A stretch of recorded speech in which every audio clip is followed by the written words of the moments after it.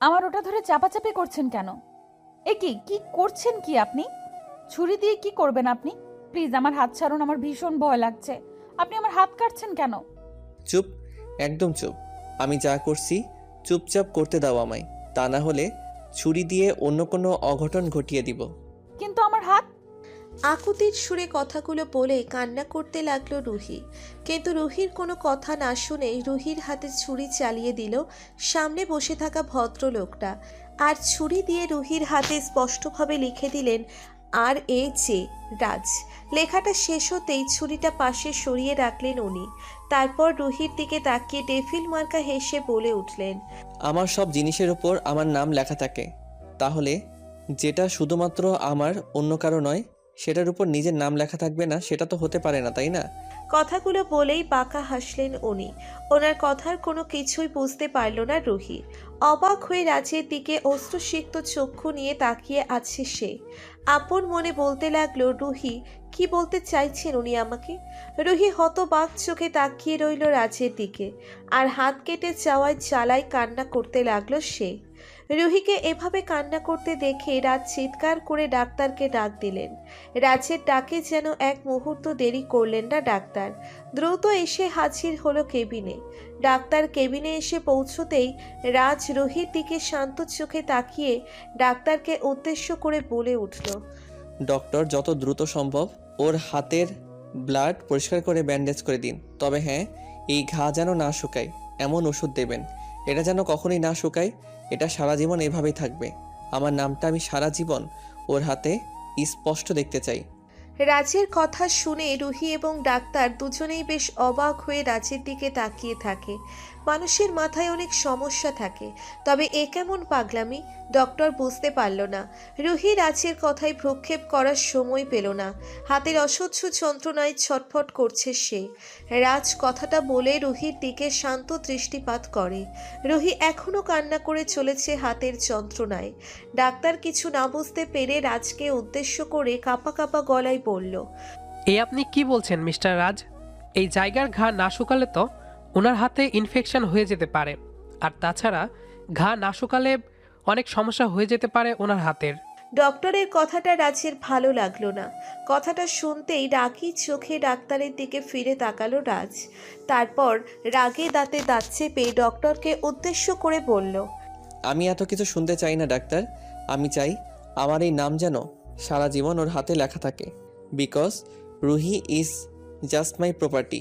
রাজের কথা শুনে অনেকটাই অবাক হয়ে গেলেন ডাক্তার। তারপর নিজেকে সামলে নিয়ে রাজকে উদ্দেশ্য করে বলে উঠলেন তিনি, ঠিক আছে মিস্টার রাজ, আপনি চিন্তা করবেন না।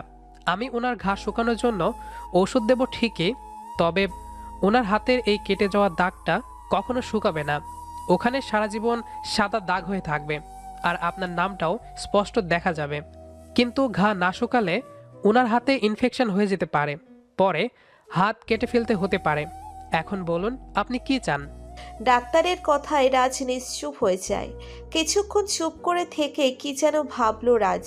তারপর ডক্টরের দিকে তাকিয়ে বলল, ঠিক আছে, আপনি তাহলে সেটাই করুন ডাক্তার, কিন্তু খবরদার আমার নাম এখানে যেন সারা জীবন থাকে। আমার নামটা যেন স্পষ্ট দেখা যায় সারা জীবন, এই দিকটা খেয়াল রাখবেন। ডক্টর রাজের কথায় হ্যাঁ সূচক মাথা নাড়ল। অতঃপর নিজের কাজ করতে লাগলো। এতক্ষণ রুহি চুপ করে থাকলেও এখন আর চুপ থাকতে পারল না। অসম্ভব রাগ কাজ করলো রুহির মাঝে। রুহি প্রচণ্ড রাগ নিয়ে নিজের হাতটা ঝাড়ি মেরে ডক্টরের হাত থেকে ছাড়িয়ে নিয়ে উঠে দাঁড়িয়ে রাগী গলায় রাজকে উদ্দেশ্য করে বলতে লাগলো, কি পেয়েছেন কি আপনি? আর এমন করার মানে কি আমার সাথে? আমি আপনার সম্পত্তি মানে? কে বলেছে আমি আপনার সম্পত্তি? আজ বাদে কাল আমার বিয়ে, আর আপনি এসব কি শুরু করেছেন আমার সাথে? কোনো কমন সেন্স নাই আপনার? মাথায় কি কোনো সমস্যা আছে আপনার? সাইকোর মতো আমার হাতে ছুরি চালিয়ে দিলেন। যদি আমার শিরা কেটে যেত তখন কি হতো? রুহির মুখে বিয়ের কথাটা শুনতেই রাজ লাফিয়ে উঠল। রাজ রুহির সামনে দাঁড়িয়ে মুখের সামনে মুখ এনে রাগী গলায় বলল, কে বলেছে তোমার বিয়ে? তোমার বিয়ে হলে শুধু এই রাজের সাথে হবে, অন্য কারোর সাথে নয়। আজ থেকে তুমি এই রাজের সম্পত্তি, শুধু এই রাজের। You are just my property, understand? Raj কথাগুলো হুংকার ছেড়ে বলল। রাজের কথায় রুহির সামনে থাকা ডাক্তারও যেন কেঁপে উঠল, আর সাথে রুহিও। রুহি একটু ভয় পেয়ে রাজের থেকে কয়েক পা পিছিয়ে গেল। কিছুতেই বুঝতে পারছে না রুহি কেন এমন করছেন উনি আমার সাথে। গতকাল ওনাকে হাসপাতালে নিয়ে আসার জন্যই কি আমার এমন অবস্থা? কথাগুলো আপন মনে বলতে লাগলো রুহি।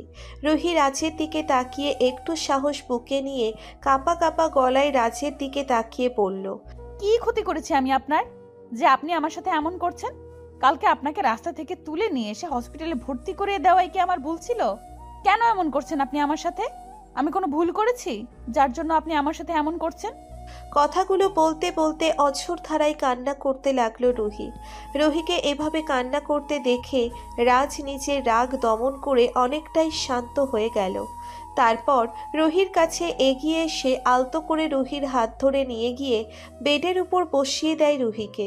ডাক্তারকে ইশারা করে রাজ বলল ব্যান্ডেজ করে দিতে, কিন্তু রাজ রুহির কোনো কথার উত্তর দিলেন না। রুহিরও কেন জানি আর সাহস হচ্ছে না রাজকে কিছু বলার, তাই রুহি নিশ্চুপ হয়ে যায়। ডাক্তার রুহির হাতে ব্যান্ডেজ করে চলে যেতেই রাজ রুহির পাশ থেকে আবারও সেই ছুরিটা হাতে তুলে নিলেন। রুহি আবারও অবাক হয়ে যায়, সেই সাথে ভয়। রুহি ভাবছে রাজ আবার না তার হাতে এই ছুরি দিয়ে আঘাত করে। রুহি ভয় পেয়ে নিয়ে রাজের দিকে করুণ দৃষ্টিতে তাকিয়ে আছে। রাজ সবাইকে অবাক করে দিল। রাজ নিজের হাতে ছুরি নিয়ে রুহির দিকে দৃষ্টিপাত করলো। রুহির যেন প্রাণ পাখিটা উড়ে যাওয়াই অবস্থা হলো এবার। রুহি ভয়ে রাজের থেকে একটু দূরে সরতে সরতে কাঁপা কাঁপা গলায় বলল, ছুরি দিয়ে কি কি করবেন আপনি? প্লিজ আমার হাত আর কাটবেন না, আমার ভীষণ ভয় করছে। আমি কোনো ভুল করে থাকলে আমাকে ক্ষমা করে দিন, কিন্তু এইভাবে আমাকে কষ্ট দেবেন না প্লিজ। কথাগুলো বলতে বলতে ভয়ে কান্না করে ফেলল রুহি। রাজ রুহির কান্না দেখে রুহির দিকে তাকিয়ে মুচকি একটা হাসি দিয়ে ছুরিটা এবার নিজের হাতে চালিয়ে দিল। রাজ নিজের হাত কেটে সুস্পষ্টভাবে লিখলেন রুহি। রাজের হাতে রুহি নিজের নাম লিখতে দেখে অবাক চোখে প্রশ্নসূচক দৃষ্টিতে তাকালো রাজের দিকে। রুহির দিকে তাকিয়ে রাজ মুচকি হেসে বলল, তুমি যেমন আজ থেকে আমার সম্পত্তি, তেমন আমিও আজ থেকে শুধু তোমারই সম্পত্তি। তাই তোমার হাতে যদি আমার নাম লেখা থাকে, তাহলে আমার হাতে কেন তোমার নাম লেখা থাকবে না? তাই আমি নিজের হাতে তোমার নামটা লিখে দিলাম। আর যতটা কষ্ট তুমি পেয়েছো, ঠিক ততটা কষ্ট আমি নিজেকেও দিয়ে দিলাম। রাজের কথার কোনো কিছুই বুঝতে পারছে না রুহি। শুধু অবাক চোখে রাজের দিকে তাকিয়ে দেখছে সে। আসলে কি বলতে বা বোঝাতে চাইছেন উনি আমাকে? কোনো কিছুই আমার মাথায় ঢুকছে না। কথাটা আপন মনে বলছে রুহি। রুহিকে নিশ্চুপ হয়ে দাঁড়িয়ে থেকে ভাবতে দেখে রাজ রুহিকে উদ্দেশ্য করে নরম গলায় বলে উঠল, এখন তুমি সোজা বাসায় চলে যাও রুহি। এসব নিয়ে তোমাকে আর ভাবতে হবে না। বাকি কথা তোমার সাথে আমার কালকে হবে। So good bye. রাজের কথা শেষ হতেই রুহি রাজের কেবিন থেকে বেরিয়ে দৌড়তে লাগলো হাসপাতাল থেকে বের হওয়ার জন্য। রুহি জানে না রাজ কেন এমন করছে তার সাথে। রুহি তো তাকে ঠিক করে চেনেও না, আর না রাজ রুহিকে চেনে। তাহলে রাজ রুহির নামটাই বা কি করে জানলো যে নিজের হাতে লিখলো? কথাটা বেশ ভাবিয়ে তুলেছে রুহিকে। গতকাল বান্ধবীর বাসা থেকে ফেরার সময় রাস্তায় রাজকে আহত অবস্থায় পড়ে থাকতে দেখে রুহি তাকে নিয়ে হাসপাতালে আসে। তারপর আজকে রাজের কি অবস্থা সেটা জানতেই আসাতেই রাজ রুহির সাথে এমন করলো। কিন্তু কেন এমন করলো এটা রুহি কিছুতেই বুঝতে পারছে না। বাড়ি আসতেই রুহির হাতে ব্যান্ডেজ দেখে রুহির বাড়ির সকলের প্রশ্ন করলো কি করে হাতে ব্যান্ডেজ হয়েছে। রুহি কোনো মতে মিথ্যা বলে সকলকে ম্যানেজ করলো। রুহি সকলের সাথে কথা বলে নিজের রুমে চলে আসে। বিয়ে বাড়িতে লোক পরিপূর্ণ। দুদিন পর রুহির বিয়ে। যদিও রুহির যার সাথে বিয়ে ঠিক হয়েছে সেই ছেলেকে তার পছন্দ নয়, তবে রুহির বাবা মা এই ছেলেকে পছন্দ করেছে, আর রুহি তার বাবা মায়ের সিদ্ধান্তের উপর কথা বলতে পারে না। রুহি ভাবে তার বাবা মা তার জন্য ভুল সিদ্ধান্ত নিতে পারে না, তাই বিয়েতে রাজি হয়ে যায়। রুহি নিজের রুমে বসে রাজের কথা ভাবছে। রুহি একটা কথা বুঝতে পারছে না, এই রাজ তার নাম কি করে জানলো, আর তার থেকে বড় ব্যাপার এমন পাগলামি। তবে কি রাজ রুহিকে আগে থেকে চেনে? কিন্তু রাজকে তো সে চেনে না। সবকিছু যেন মাথায় চট পাকিয়ে যাচ্ছে তার। রুহি আর কিছু ভাবতে পারল না। রুহি নিচের হাতের দিকে তাকিয়ে ব্যান্ডেজের উপর হাত বুলিয়ে নিল। অনেকটা কষ্ট হচ্ছে এই আঘাতে। রুহি ফ্রেশ হয়ে মাথা থেকে কিছু ছেড়ে ফেলে একটু ঘুমিয়ে নিল। সন্ধ্যায় রুহি নিজের কাজিনদের সাথে বসে গল্প করছে। গল্প করার মাঝে কথায় কথায় রুহির কাজিন রোহানা রুহিকে বলতে লাগলো। আচ্ছা রুহি, তোর কি সেই দিনগুলোর কথা মনে আছে, যেই দিনগুলোতে আমি আর তুই খুব আনন্দে আমাদের বাড়িতে থাকতাম, তুই আমি আর রোহানার সম্পূর্ণ কথা বলার আগেই রুহির মা এসে রোহানাকে থামিয়ে দিল। রোহানা রুহির মায়ের রক্তচক্ষু দেখে ভয়ে চুপসে যায়, আর কোনো কথা বলার সাহস করতে পারল না। রুহি রোহানার কথার মাঝে বুঝতে পারল না রুহির সেই পুরনো দিনের কথা মনে নেই, কারণ রুহির একটা দুর্ঘটনাই তার পিছনে ফেলে আসা অতীত ভুলে গেছে, আর সেই অতীতের ভাঁজে আজকেও। সকাল হতেই বিয়ের আনুষ্ঠানিকতা শুরু হয়। রুহিকে নববধূর সাজে সাজানো হলো। রুহিকে দেখতে অপূর্ব সুন্দরী লাগছে। সত্যি বলতে প্রত্যেকটা নারীকেই নববধূর সাজে অসাধারণ লাগে। রুহি নিচের রুমে তৈরি হচ্ছে। হঠাৎ করে রুহি শুনতে পায় নিচে ভীষণ চেঁচামেচি শুরু হয়েছে। রুহির মনটা অশান্ত হয়ে উঠল। রুহি মনে মনে ভাবছে হয়তো রাজ এসে আবার ঝামেলা করছে। রুহি দ্রুত নিচের রুম থেকে বেরিয়ে নিচে চলে আসে। রুহির মা রাজকে উদ্দেশ্য করে বলছে, এত বছর পরে তুমি এখানে, আর রুহির পরিচয় বা কোথা থেকে পেলে? কি চাই তোমার? আজ আমার মেয়ের বিয়ে, এখানে কোনো ঝামেলা চাই না আমি। মায়ের কথা শুনে রুহি বুঝতে পারল এই রাজকে তার পরিবার আগে থেকেই চেনে।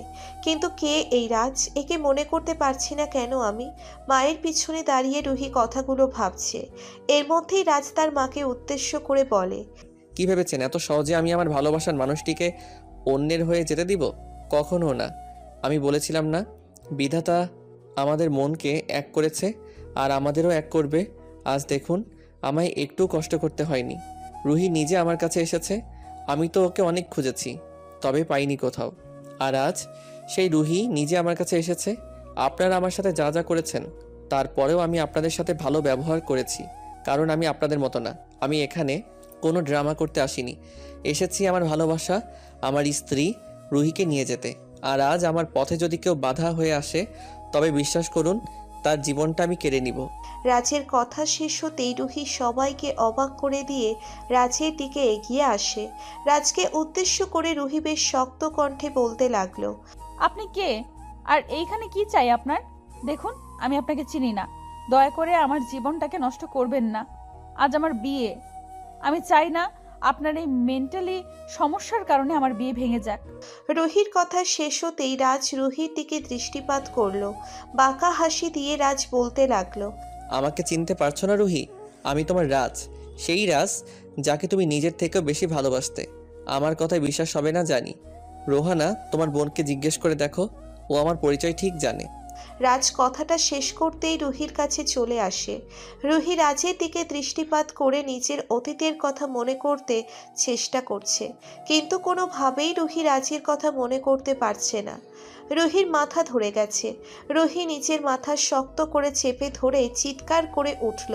রাজ একটা ডেভিল মার্কা হাসি দিল আর রুহির মাঝে উদ্দেশ্য করে বলল, আমার স্ত্রীর সব অতীত মনে পড়ে গেছে।